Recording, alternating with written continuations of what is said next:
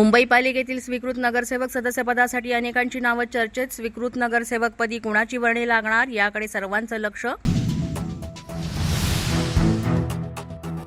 केंद्र सरकारनं केरळचं नाव बदलून केरळम केलं, पण पश्चिम बंगालचं नाव बांगला करण्याबाबत दिरंगाई का? ममता बॅनर्जींचा केंद्राला सवाल.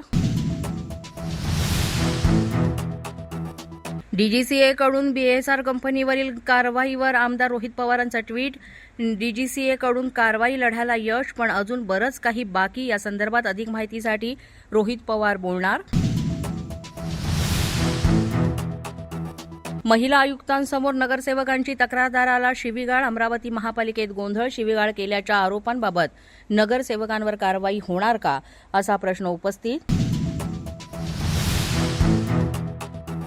कोल्हापूरच्या नवीन महापौर रुपाराणी निगम ॲक्शन मोडवर. शहराच्या स्वच्छतेसाठी माझं शहर माझी जबाबदारी या विशेष मोहिमेची घोषणा. शरद पवारांना आज रुग्णालयातून डिस्चार्ज मिळणार. शरद पवारांची मोविया सोबत बैठक घेण्याची शक्यता. शरद पवारांच्या राज्यसभेवर जाण्यावर शिक्कामोर्तब होणार का, असा प्रश्न उपस्थित. अजितदादा अपघात प्रकरणी रोहित पवारांचा ट्विट. पायलट रोहित सिंगल चौकशीसाठी बोलावलं होतं. वेसरकडे 5,000 तासांपैकी केवळ 2,000 तासांचा रेकॉर्ड. मिसिंग रेकॉर्डच्या हेराफेरीसाठी चौकशी लांबवली का? ट्विटच्या माध्यमातून रोहित पवारांचा प्रश्न. सांगलीत काँग्रेस प्रवक्ते हनुमंत पवारांवर भाजप कार्यकर्त्यांकडून हल्ला. याच्या निषेधार्थ काँग्रेसचं भाजपविरोधात निदर्शन. यावेळेस भाजपच्या विरोधात जोरदार घोषणाबाजी. हल्ला करणाऱ्या कार्यकर्त्याला अटक करण्याची मागणी. भिवंडीत राहुल गांधीच्या विरोधात जोडे मारून आंदोलन. एआय समिट दरम्यान काँग्रेस गोंधळाच्या विरुद्ध भाजप महिला मोर्चाकडून आंदोलन. यावेळेस राहुल गांधी विरोधात जोरदार घोषणाबाजी.